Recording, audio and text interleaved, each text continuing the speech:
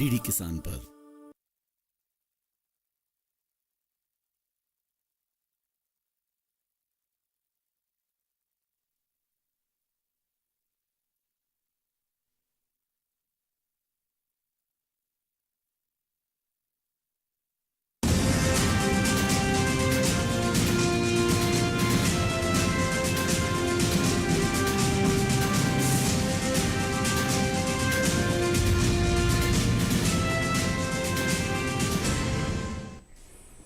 नमस्कार, किसान समाचार में आप सभी का स्वागत है। मैं हूं लाल चंद्र सिंह। अगले आधे घंटे में दिखाएंगे खेती किसानी और आपकी जिंदगी से जुड़ी सभी खबरें, लेकिन सबसे पहले किसान समाचार की सुर्खियां। खाद्य प्रसंस्करण उद्योग मंत्रालय की बैठक में विभिन्न परियोजनाओं को दी गई स्वीकृति। केंद्रीय मंत्री नरेंद्र सिंह तोमर की अध्यक्षता में हुई बैठक। पीएम किसान संपदा योजना के अंतर्गत मेगा फूड पार्क योजना के तहत 2 परियोजनाओं को मंजूरी। इससे हजारों लोगों को मिलेगा रोजगार, साथ ही किसानों को भी पहुंचेगा लाभ। राष्ट्रीय स्वच्छ वायु कार्यक्रम के तहत एमओयू पर दस्तखत। 132 शहरों में वायु को स्वच्छ बनाने के लिए समझौता। शहरी निकायों, राज्य प्रदूषण बोर्ड और विभिन्न संस्थानों के बीच समझौता। देश के शहरों में हवा को स्वच्छ बनाने के लिए केंद्रीय मंत्री प्रकाश जावड़ेकर ने लिखा राज्यों को पत्र। खरीफ विपणन सीजन में एमएसपी पर खरीदी जारी। धान की खरीद में पिछले वर्ष की खरीद के मुकाबले 13.59% की हुई वृद्धि। मौजूदा खरीफ विपणन सत्र में अब तक खरीदा गया 683.21 लाख मीट्रिक टन से भी अधिक धान। वर्तमान में जारी खरीफ विपणन सत्र में अब तक करीब 1 करोड़ से अधिक किसान हुए लाभान्वित। जल प्रबंधन से प्रगतिशील किसान बढ़ा रहे हैं अपनी फसल का उत्पादन। पर ड्रॉप मोर क्रॉप सिंचाई योजना जल संरक्षण के क्षेत्र में साबित हो रही है मददगार। किसान छोटे छोटे उपकरणों का इस्तेमाल कर रहे हैं। जल संरक्षण के लिए पैदावार की लागत में आ रही है कमी। तो ये थी सुर्खियां। आप देखते हैं इन खबरों को विस्तार से। तय समय पर देश के 132 शहरों में वायु को स्वच्छ बनाने के लिए राष्ट्रीय स्वच्छ वायु कार्यक्रम के तहत राज्य प्रदूषण बोर्डों, शहरी निकायों और संस्थानों के बीच एमओयू पर हस्ताक्षर किए गए हैं। इस मौके पर पर्यावरण और वन मंत्री प्रकाश जावड़ेकर ने राज्य सरकारों और अन्य सभी पक्षों से वायु गुणवत्ता को सुधारने के लिए मिशन मोड में मिलकर काम करने की अपील की। जब BS6 प्रणाली का फ्यूल और BS6 प्रणाली का वाहन है तो वाहनों से होने वाले प्रदूषण में 60% कमी आती है। 60 से 80% विभिन्न घटकों का। मुझे दुख है, आज ही मैंने मुख्यमंत्रियों को पत्र लिखा है कि 65 शहरों को हमने बसें सैंक्शन की है, लेकिन उसमें से केवल 20 शहरों ने अभी तक बसें शुरू करी है। बाकी लोगों की टेंडर प्रक्रिया ही आगे पीछे हो रही है। ऐसा नहीं होना चाहिए। और अब देखते हैं कि खाद्य प्रसंस्करण उद्योग को बढ़ावा देने के लिए क्या कुछ किया गया है। आप देख सकते हैं अपने स्क्रीन पर। खाद्य प्रसंस्करण उद्योग मंत्रालय की बैठकों में विभिन्न परियोजनाओं को स्वीकृति दी गई है। केंद्रीय मंत्री नरेंद्र सिंह तोमर की अध्यक्षता में ये बैठक हुई है। इस प्रयास के माध्यम से हजारों लोगों को रोजगार मिलेगा, साथ ही लाखों किसानों को भी लाभ पहुंचेगा। नरेंद्र सिंह तोमर ने कहा कि प्रधानमंत्री नरेंद्र मोदी का जोर कृषि एवं खाद्य प्रसंस्करण क्षेत्र को बढ़ावा देने पर है। तोमर की अध्यक्षता में हुई अंतर मंत्रालयीय अनुमोदन समिति की ये बैठक हुई है और प्रधानमंत्री किसान संपदा योजना के अंतर्गत मेगा फूड पार्क योजना के तहत 2 परियोजनाओं को मंजूरी दी गई है। इन परियोजनाओं से लगभग 10,000 लोगों को रोजगार के नए अवसर प्राप्त होंगे और इसके साथ ही 50,000 किसानों को प्रत्यक्ष और अप्रत्यक्ष रूप से लाभ मिलेगा। प्रधानमंत्री किसान संपदा योजना के अंतर्गत कोल्ड चैन स्कीम के तहत 39 परियोजनाओं को मंजूरी दी गई है। इन परियोजनाओं से लगभग 25,000 लोगों को रोजगार के नए अवसर प्राप्त होंगे और इसके साथ ही करीब 4 लाख किसानों को प्रत्यक्ष और अप्रत्यक्ष रूप से लाभ मिलेगा। केंद्र सरकार खाद्य प्रसंस्करण उद्योग को बढ़ावा देने पर लगातार जोर दे रही है और कृषि प्रसंस्करण क्लस्टर के लिए अवसंरचना सृजन स्कीम के तहत 3 प्रस्तावों को मंजूरी दी गई है। ये क्लस्टर अधिक के उत्पाद के अपव्यय में कमी करने में मदद करेंगे। इससे किसानों की आय और स्थानीय स्तर पर रोजगार में बढ़ोतरी होगी। इन परियोजनाओं में निजी निवेश आएगा और करीब 2,500 लोगों के लिए यहाँ भी रोजगार पैदा होंगे। प्रधानमंत्री किसान संपदा योजना में बैकवर्ड फॉरवर्ड लीकेज योजना के तहत भी एक प्रोजेक्ट मंजूर किया गया है। इससे लोगों को रोजगार के नए अवसर प्राप्त होंगे और लगभग 1,000 किसानों को प्रत्यक्ष और अप्रत्यक्ष रूप से इसका लाभ मिलेगा। और अब देश भर में बदलते मौसम के तहत किसानों की अपनी फसलों का विशेष ध्यान रखने की ज़रूरत है और मौसम बदलने के साथ ही किसान अपनी खेतीबाड़ी में क्या रखें सावधानी, आइए देखते हैं इस रिपोर्ट में।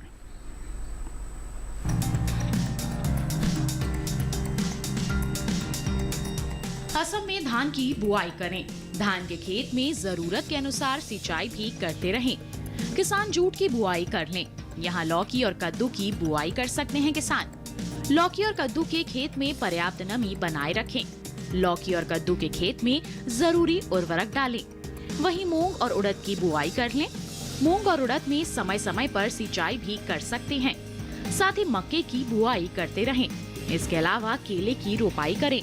इसी तरह लहसुन और अदरक की रोपाई कर सकते हैं। अभी नारियल की रोपाई के लिए उचित समय है। नारियल के खेत में जरूरी उर्वरक का प्रयोग करें। असम में गन्ने की रोपाई भी करें। मेघालय में बैंगन और लाल मिर्च की रोपाई करें। बैंगन और लाल मिर्च के खेत में सिंचाई कर सकते हैं। इसी तरह टमाटर और शिमला मिर्च की रोपाई करते रहें। टमाटर और शिमला मिर्च के खेत में पर्याप्त नमी बनाए रखें। किसान अदरक और हल्दी की खुदाई कर सकते हैं। इसके साथ ही बीन्स की बुआई कर लें। बीन्स के खेत में सिंचाई करते रहें। अभी अनानास की कटाई कर लें। वहीं स्ट्रॉबेरी की तुड़ाई कर सकते हैं। स्ट्रॉबेरी के खेत में हल्की सिंचाई करें। यहीं अमरूद के बागों में जैविक खाद का इस्तेमाल कर सकते हैं। मेघालय में फूल गोभी और पत्ता गोभी की बुआई कर लें। यहाँ गोभी के खेत में पानी का उचित जल स्तर बनाए रखें किसान। ये मौसम खीरे की बुआई के लिए अनुकूल है। खीरे की बुआई फरवरी, मार्च और जून जुलाई में की जा सकती है। किसान खीरे की कई किस्मों की बुआई इस समय कर सकते हैं, जैसे पूसा उदय। खीरे की पूसा उदय किस्म की बुआई दिल्ली में की जा सकती है। 1 हेक्टेयर से 156 क्विंटल पैदावार ली जा सकती है। पूसा उदय का फल मध्यम आकार का होता है। इसकी लंबाई 13 से 15 सेंटीमीटर तक होती है। इसका रंग हल्का हरा होता है और निचले भाग से 1/3 भाग तक सफेद हरी धारियां होती है। छिलका नरम होता है। इसके अलावा किसान पूसा बरखा की बुआई कर सकते हैं। ये किस्म भी दिल्ली में लगाने के लिए काफी अनुकूल है। 1 हेक्टेयर से 185 क्विंटल तक फसल ली जा सकती है। खीरे की बुआई से पहले खेतों को अच्छी तरह तैयार कर ले। खीरे की बुआई के लिए 1 हेक्टेयर के लिए 2 से 2.5 किलो बीज पर्याप्त है। बुआई करते समय पंक्ति से पंक्ति की दूरी 150 सेंटीमीटर और बेल से बेल की दूरी 60 सेंटीमीटर रखें। अगर बात सिंचाई की करें तो शुरू में फसल की जरूरत के अनुसार सिंचाई करें और फूल आने की अवस्था में हर 5वें दिन फसल में सिंचाई करें। खरपतवार नियंत्रण के लिए फसल में समय समय पर निराई गुड़ाई करते रहें। खीरे की फसल में लाल कीड़े के हमले की आशंका रहती है। साथ ही लाल कीड़े के अलावा खीरे की फसल में फल मक्खी का हमला भी हो सकता है। ऐसे में किसान विशेषज्ञों की सलाह पर उचित दवाओं का छिड़काव करें। जी, तो आप भी रखें इन बातों का ध्यान और इसका लाभ उठाएं अपने इलाके के हिसाब से। और अब खबर दांडी मार्च से जुड़ी हुई। दांडी मार्च के 15वें दिन महात्मा गांधी देरोल से भरूच के लिए निकले थे। भरूच पहुंचने के क्रम में गांधी जी का जोरदार स्वागत हुआ था। भरूच पहुंचकर गांधी जी ने सभी धर्म के लोगों से एकजुट होकर सत्याग्रह में शामिल होने का आग्रह किया था।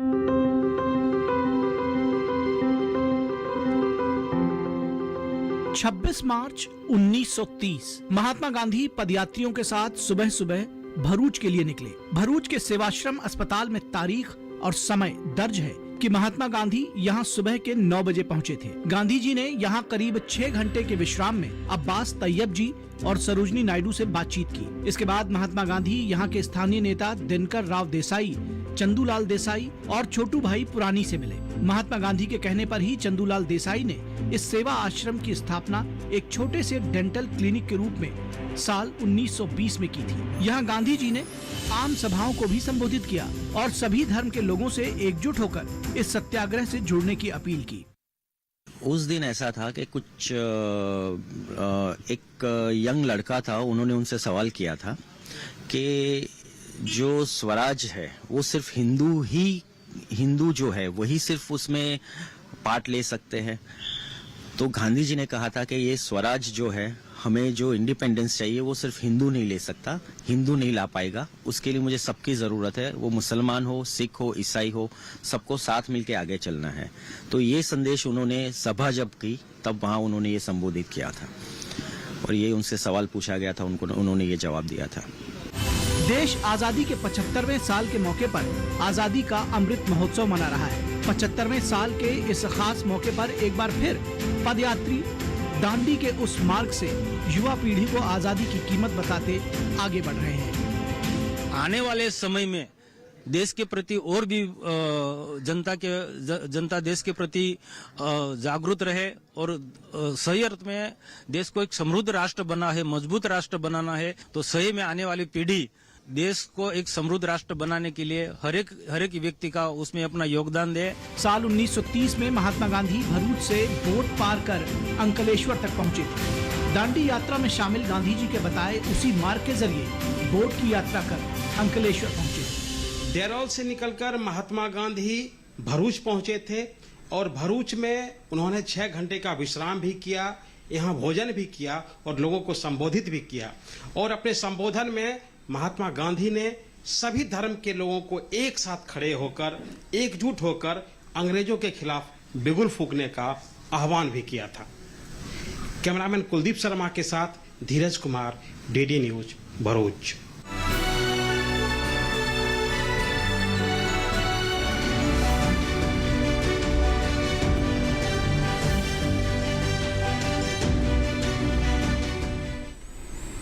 तो ये दांडी यात्रा का आयोजन जो किया गया है ये आज़ादी के अमृत महोत्सव के रूप में ही किया गया है और आज़ादी के अमृत महोत्सव में और क्या कुछ हो रहा है ये आप देख सकते हैं। दांडी मार्च मार्ग पर नमक उत्पादन से जुड़े कर्मियों के लिए स्वास्थ्य शिविर का आयोजन किया गया है। अमृत महोत्सव कार्यक्रम के अंतर्गत वाणिज्य एवं उद्योग मंत्रालय ने ये आयोजन किया है। इस स्वास्थ्य शिविर में 236 नमक कर्मचारियों और उनके परिवार के सदस्यों ने हिस्सा लिया। शिविर में राजकीय चिकित्सा विद्यालय और स्वास्थ्य विभाग के चिकित्सकों और विशेषज्ञों ने उनके स्वास्थ्य की जांच की। स्वास्थ्य परीक्षण में पैरामेडिकल स्टाफ ने चिकित्सक दल की सहायता की। चिकित्सकों द्वारा बताई गई दवाएं भी नमक उत्पादन से जुड़े कर्मियों को वितरित की गई। अमृत महोत्सव कार्यक्रमों की एक श्रृंखला है जो कि स्वाधीनता की 75वीं वर्षगांठ के उपलक्ष्य में आयोजित की जा रही है। इस महोत्सव का शुभारंभ माननीय प्रधानमंत्री द्वारा 12 मार्च 2021 को किया गया था। देश की स्वाधीनता के इतिहास को बदलने में नमक की एक महत्वपूर्ण भूमिका रही है। नमक उत्पादन से जुड़े कर्मचारी अनवरत अपने कठिन परिश्रम से नमक का उत्पादन कर रहे हैं और भारत के विकास में अपना योगदान दे रहे हैं। और अब बात पानी के प्रबंधन की। जल के प्रबंधन से कैसे किसान अपनी आमदनी को बढ़ा सकते हैं, इसकी बानगी दिखी उत्तर प्रदेश के सोनभद्र में। लेकिन कैसे, आइए देखते हैं इस रिपोर्ट में। केंद्र सरकार द्वारा चलाई जा रही प्रधानमंत्री सिंचाई योजना के तहत पर ड्रॉप मोर क्रॉप सिंचाई योजना जल संरक्षण के क्षेत्र में काफी मुफीद साबित हो रही है। उत्तर प्रदेश के सोनभद्र जैसे पिछड़े और कम पानी वाले पहाड़ी क्षेत्रों में खेती कर रहे किसान जहां छोटे छोटे उपकरणों का इस्तेमाल कर जल संरक्षण कर रहे हैं, वहीं अपनी फसलों को बेहतर लाभ भी दे रहे हैं। किसानों का मानना है कि स्प्रिंकलर, मिनी स्प्रिंकलर या ड्रिप जैसे सिंचाई उपकरणों से न सिर्फ पानी की बचत होती है बल्कि पानी की एक एक बूंद उपयोगी सिद्ध होती है। सर, पहले हम लोग जो खेती करते थे अपना सिंचाई वाला साधन, तो पाइप जो होता था, हस्ती पाइप जिसको बोलते हैं, उसी की सहायता से करते थे और बीच बीच में तोड़कर करते थे। नाली के माध्यम से पानी जाता था खेतों में। तो उसमें सर क्या होता था कि कभी कभी ऐसा होता था जैसे खेत हमारा समतल नहीं होता है, प्रायः कहीं ऊंचा नीचा होता है तो पानी भर जाता था, कहीं ज़्यादा हो जाता था कहीं कम, जो कि फसल के लिए नुकसान करता है। इसके बाद प्रधानमंत्री कृषि सिंचाई योजना आई हम लोगों के ज़िले में, जो कि उद्यान विभाग के द्वारा मिला, और उसमें इतनी खासियत है कि 90% छूट पर और मिनी स्प्रिंकलर, पोर्टेबल स्प्रिंकलर और ड्रिप, ये सब जो है 90% छूट पर मिला, जो कि हम लोग के यहाँ लगा है और उसका बड़ा अच्छा लाभ ले रहे हैं। स्प्रिंकलर जो है इतना बढ़िया सिंचाई का साधन है कि यदि मटर की सिंचाई हमको करना है, चना की सिंचाई करना है, तो बिना स्प्रिंकलर के उससे हम अच्छा उत्पादन नहीं ले सकते। मटर में जो ही हम सीधी सिंचाई करेंगे पाइप के द्वारा, तो ही हमारा मटर खराब हो जाता है, और हम लोग इसका प्रैक्टिकल करके भी देख चुके हैं। और स्प्रिंकलर से यदि सिंचाई कर दिया जाए तो उसमें नॉर्मल उत्पादन से जो है 1.25 गुना उत्पादन बढ़ जाता है। पहले हम सिंचाई करते थे तो उसमें से ज़्यादा पानी लगता था। आज इससे हमको सिंचाई करने पर, मिनी स्प्रिंकलर से सिंचाई करने पर, दूध बूस के सिंचाई करने से आज हमारा 50 से 60% पानी की बचत होती है। इस हल्की सिंचाई से पौधों का विकास और हमारे जो मिनी स्प्रिंकलर आज चल रहा है कि अच्छे ढंग से तापमान को भी मेंटेन कर दे रहा है, जो ऊपर से कीड़े हैं उनको भी साफ सुथरा सफाई कर दे रहा है। ड्रिप और स्प्रिंकलर जैसे उपकरणों से सिंचाई करने वाले किसान ये भी मान रहे हैं कि इससे फसलों को उनकी आवश्यकता के हिसाब से तो पानी मिलता ही है, साथ ही साथ जल संरक्षण की मुहिम को भी बल मिलता है, जो आज के समय में बहुत जरूरी है। सोनभद्र जिले के हॉर्टिकल्चर ऑफिसर SK शर्मा ने बताया कि सोनभद्र जैसे जिले के लिए इस तरह के उपकरण काफी लाभकारी हैं, जिससे किसान सरकार की सब्सिडी के तहत इन उपकरणों को लगाकर अपनी पानी की बचत के साथ साथ ऊर्जा की भी बचत कर रहे हैं। हमारे यहाँ प्रधानमंत्री कृषि सिंचाई योजना पर drop more crop micro irrigation योजना है, जिसमें भारत सरकार और उत्तर प्रदेश सरकार द्वारा पैसा उपलब्ध कराया जाता है। इसमें ड्रिप सिंचाई जो है हमारे जनपद के लिए बहुत महत्वपूर्ण है, क्योंकि सर हमारे यहाँ जो वाटर लेवल है वो लगातार नीचे जा रहा है और आने वाली पीढ़ियों को हम पानी कैसे दें ये हमारी जिम्मेदारी है। इसलिए सिंचाई के लिए ड्रिप बहुत ही बेहतरीन और इस जनपद के लिए तो रामबाण है। और ड्रिप सिंचाई हमारे किसान बहुत तेज गति से ड्रिप सिंचाई की तरफ आकर्षित हुए हैं, लगा रहे हैं लगातार। लगभग 500 हेक्टेयर से ऊपर की जो है ड्रिप की सिस्टम लग चुके हैं, जिसका उपयोग किसान कर रहे हैं। इसके अलावा कम से कम 1000 से ऊपर फार्म हमारे कार्यालय में आ चुका है। किसानों के मुताबिक परंपरागत सिंचाई से पानी बर्बाद होता था और ऊर्जा की भी काफी खपत होती थी, जिससे पैदावार पर लागत बढ़ जाती थी, लेकिन अब उन्हें पहले से काफी लाभ हो रहा है। जल है तो कल है। कृषि में जल के बेहतर प्रबंधन के साथ साथ वर्षा जल का संचयन आज समय की मांग है। किसानों को इस पर भी ईमानदारी के साथ कोशिश करने की जरूरत है। Bureau report, DD news. जी, तो पर ड्रॉप मोर क्रॉप अभियान की बहुत बड़ी भूमिका है जल प्रबंधन में। और अब बात करते हैं खरीफ फसलों की खरीद की और ख़ास तौर पर धान की खरीद की। खरीफ विपणन सीजन में MSP पर खरीदी जारी है और धान की खरीद में पिछले वर्ष की खरीद के मुकाबले 13.59% की वृद्धि हुई। मौजूदा खरीफ विपणन सत्र में रिकॉर्ड अब तक 683.21 लाख मीट्रिक टन से भी अधिक धान खरीदा गया है। मौजूदा खरीफ विपणन सत्र के दौरान धान की रिकॉर्ड खरीदी की गई है। सरकार ने पंजाब से 202.82 लाख मीट्रिक टन धान की खरीद की है, जो कुल खरीद का 29.68% यानी कि लगभग 30% है। वर्तमान में जारी खरीफ विपणन सत्र में लगभग 1 करोड़ से भी अधिक किसान लाभान्वित हुए हैं और सरकार ने अब तक करीब 3,46,348 मीट्रिक टन से अधिक दलहन और तिलहन भी खरीदा है। मौजूदा खरीफ विपणन सत्र के दौरान दालों और तिलहनों की खरीद से 2 लाख किसानों को लाभ हुआ है। मौजूदा खरीफ विपणन सत्र के दौरान धान की रिकॉर्ड खरीदारी की गई है और न्यूनतम समर्थन मूल्य पर बीज कपास की भी सुचारू खरीद से 18,97,000 किसान लाभान्वित हुए हैं। किसानों से MSP पर 26,719.51 करोड़ रुपए मूल्य की 91,86,803 कपास गांठें खरीदी गई हैं। 5,089 मीट्रिक टन खोपरा की खरीद कर्नाटक और तमिलनाडु राज्यों से की गई है। इस दौरान 3,961 किसानों को न्यूनतम समर्थन मूल्य पर 52 करोड़ 40 लाख रुपए की अदायगी की गई है। तो देश भर में सरकार द्वारा एमएसपी पर खरीदी जारी है। अब आइए देखते हैं कि कैसा रहा देश भर की मंडियों का भाव।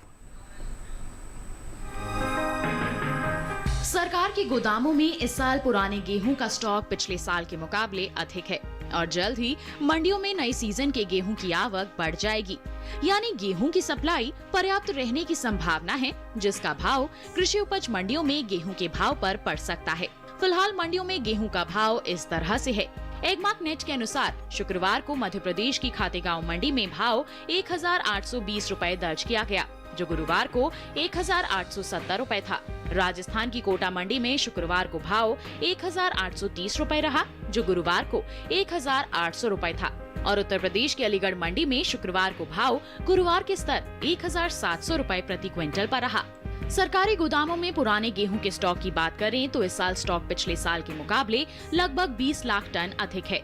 भारतीय खाद्य निगम के अनुसार पहली मार्च तक सरकारी गोदामों में कुल 295.41 लाख टन गेहूं का स्टॉक दर्ज किया गया है, जबकि पिछले साल इस दौरान 275.21 लाख टन गेहूं का स्टॉक पड़ा हुआ था। नए सीजन में पैदा हुए गेहूं की मंडियों में आवक बढ़ना शुरू होने वाली है। नए सीजन में पैदा हुए गेहूं की मंडियों में आवक बढ़ना शुरू होने वाली है और 1 अप्रैल से देश भर में नए गेहूं की सरकारी एजेंसियां खरीद भी शुरू करने जा रही हैं। ऐसी स्थिति में सरकारी गोदामों में तो स्टॉक बढ़ेगा ही, साथ ही खुले बाजार में भी सप्लाई पर्याप्त होने की संभावना है। इसका भी असर गेहूं के भाव पर पड़ सकता है। विदेशों में भारतीय सरसों खल की मांग में बढ़ोतरी देखने को मिल रही है, जिस वजह से इस साल सरसों खल निर्यात में उछाल आया है। सरसों खल निर्यात बढ़ने का असर सरसों के भाव पर पड़ सकता है।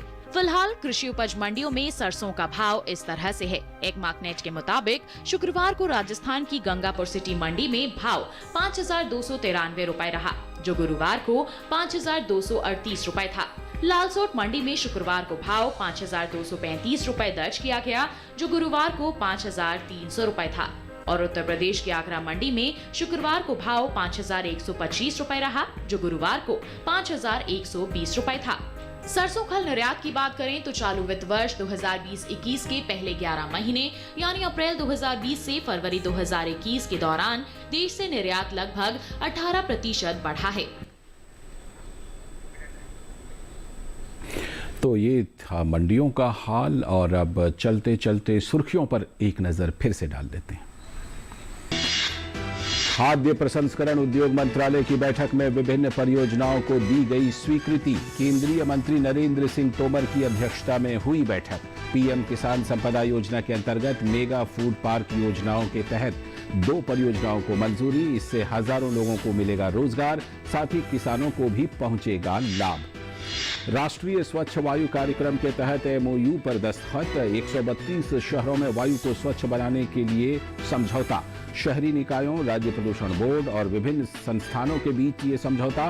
देश के शहरों में हवा को स्वच्छ बनाने के लिए केंद्रीय मंत्री प्रकाश जावड़ेकर ने लिखा राज्यों को पत्र। खरीफ विपणन सीजन में एमएसपी पर खरीदी जारी। धान की खरीद में पिछले वर्ष की खरीद के मुकाबले 13.59% की हुई वृद्धि। मौजूदा खरीफ विपणन सत्र में अब तक खरीदा गया 683.21 लाख मीट्रिक टन से भी अधिक धान। वर्तमान में जारी खरीफ विपणन सत्र में अब तक करीब 1 करोड़ से भी अधिक किसान हुए लाभान्वित। और जल प्रबंधन से प्रगतिशील किसान बढ़ा रहे हैं अपनी फसल का उत्पादन। पर ड्रॉप मोर क्रॉप सिंचाई योजना जल संरक्षण के क्षेत्र में साबित हो रही है मददगार। किसान छोटे छोटे उपकरणों का इस्तेमाल कर रहे हैं जल संरक्षण। पैदावार की लागत में आ रही है कमी।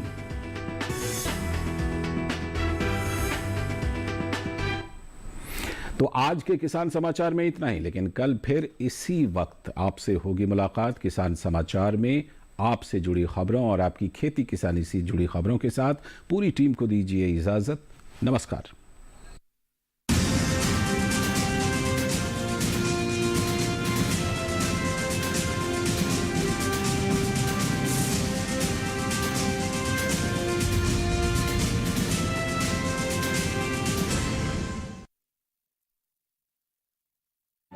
अपना सफर मंजिल पर रख, पास की नजर चूक ना, तू कोई भी कसर, हो नदी गहरी या हो लहरें बेमिसाल, हौसलों को बना लेता है नाविक अपनी पतवार।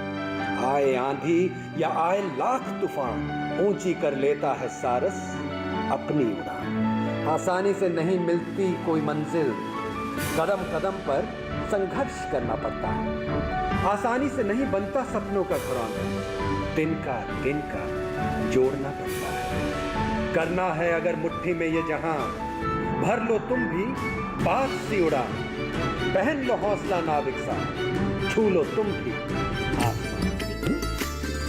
देखिए कार्यक्रम छू लो आसमान हर शनिवार रात 8 बजे सिर्फ दूरदर्शन किसान पर।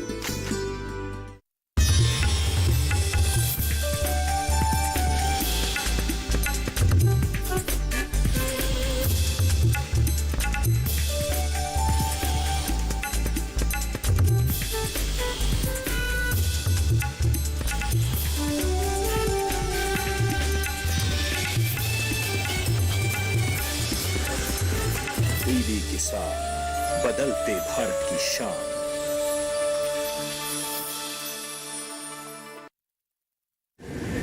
माँ कब आएगा?